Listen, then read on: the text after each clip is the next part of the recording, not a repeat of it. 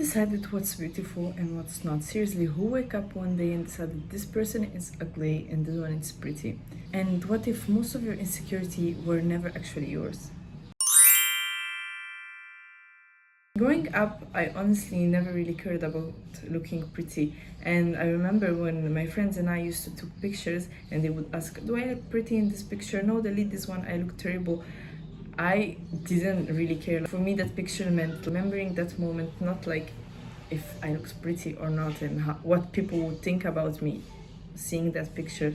But the older I got, the more I remember starting asking myself these questions. Do I look pretty in this picture? Does my nose look weird? Does my chin look like too upward? And that's when I realized something. At what point did I start seeing myself through other people's standards? Okay, first of all, who decided what's beautiful? Is there a universal beauty, something that every culture and everyone in the world thinks it's attractive? Long story short, no, there's no universal beauty because beauty is a result of culture, history, biology, experiences, and exposure to a certain type of beauty. So there's no universal beauty. What could be amazing is super pretty in Africa, maybe ugly in Europe. So, for example, when I moved here to Morocco, I remember that in Italy, in Europe in general, the skinniest you were, so the more skinny and toned you were, the prettier you were. But here in Morocco, on Africa in general, the chubbiest you are, the pretty you are. So psychologists throughout the research, they found there's some preferences among all of cultures and everything. First thing is symmetry. Our brain usually connects a symmetrical face with a healthy development. So like the more symmetrical you are, the prettiest you look. But when like you're too symmetrical, so the symmetry is perfect, it could look artificial. So people would like it less because they would connect it to an artificial face. Here's something that surprised me. When you take 100 of different faces and you blend them in just one face, people often find this average face prettier than all of the original faces. This is called in psychology the averageness effect. The theory that the more your face is average, the more people can perceive it as pretty. This doesn't mean that like your face is trivial or banal. This just means that it's more familiar to your brain. Have you ever looked at someone and like immediately assumed they're more intelligent, kinder, or anything just because they're really beautiful or pretty? This is called the halo effect, and the theory that our brain assumes that someone is kinder, nicer, and has more abilities just because they're prettier. This happens to me every time. When someone is being mean to me, I immediately think that they're being mean to me just because I look ugly or because my makeup is like most of the times when I go to school or like go out, I don't put my makeup or like dress in a pretty way because I want people to get attracted to me, just because I want to be treated nicely, because I think that if I look ugly I would be treated in a different way. So if biology and psychology explain this part of beauty, why has beauty changed so much throughout history and years? For example, in the Renaissance, you should have been chubby, so people would think that you come from a rich family and you're well treated by your family.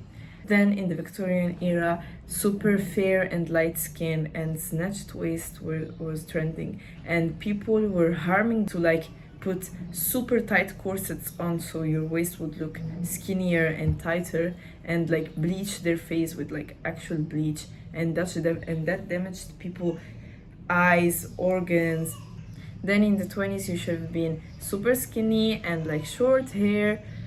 Differently in the 50s you should have been curvy, charismatic, and feminine. But then in the 90s the trends changed again. From curvy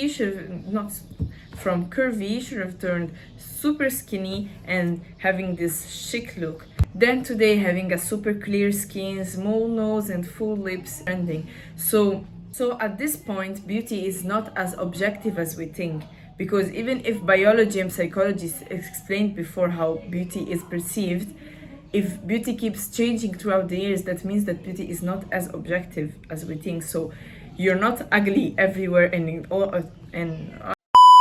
another thing that changed throughout the years was makeup. makeup a long time ago was seen as something to make you different, to make you special, or make you belong to a certain group. For example, sometimes makeup was used to have like a higher status, belong to a certain group, to show religion, to express yourself, or even show rebellion. And today I wonder if one of its roles has become getting closer to a specific beauty ideal. One thing that has become super common with social media is comparison. So many times I see myself comparing myself to people on the internet, on TikTok, on Instagram. They all look super perfect. This thing actually has a name, and it's the comparison theory that has been studied in the 1954 by Leon Festinger.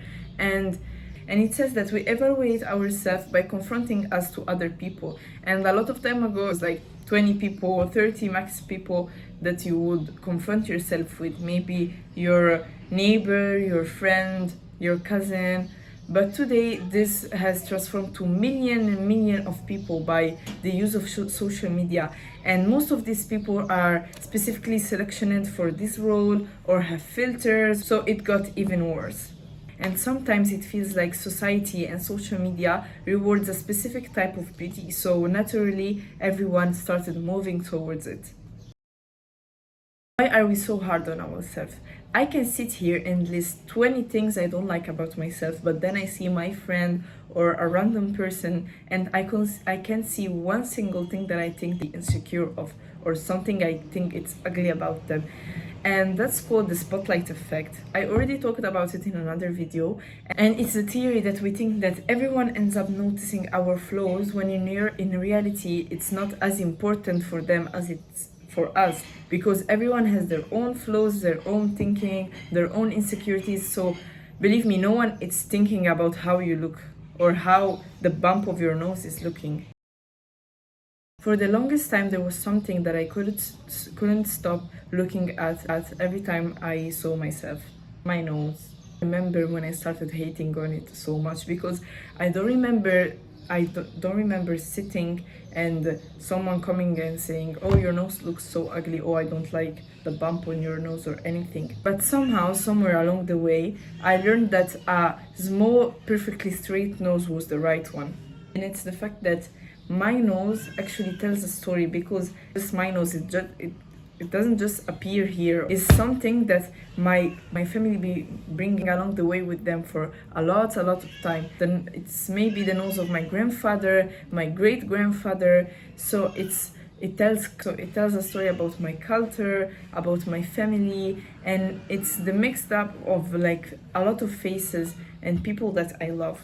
And that made me wonder that, am I ready to erase something that tells a story about my family and tells something about who I am, just because today's beauty prefers something else? That makes me think that maybe beauty wasn't something we were born believing, but it was something that we were taught along the way. And if that's true, maybe we could choose even what to stop believing. Bye everyone, I hope you enjoyed this video and see you in the next one.